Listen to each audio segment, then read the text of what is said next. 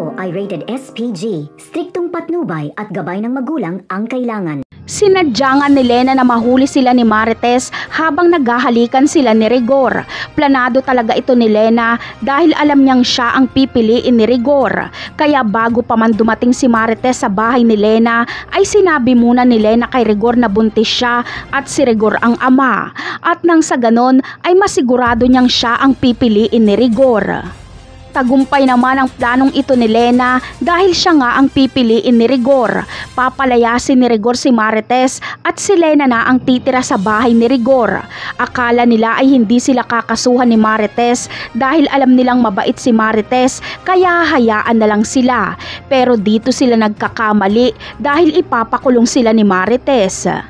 Si Olga ang magbibigay ng abogado kay Marites at titistigo din siya. Kitang-kita niya din kasi na naghahalikan si Lena at Rigor. Matapang pang makikiusap si Rigor kay Marites na wag na itong manggulo at patahimikin na lang sila ni Lena. Pero desidido si Marites na ipakulong ang dapat makulong dahil sobra-sobra na ang ginawa sa kanya ni Rigor. Samantala, ikakatuwa naman ni Espinas ang pagkakakulong ni Rigor, ngunit hindi ito magiging maganda para sa kanyang negosyo. Hindi kasi sila makakakilos dahil nandyan si Rigor para magmanman, habang ang mga kaibigan ni Tanggol ay magugulat dahil makakasama nila si Rigor sa kulungan.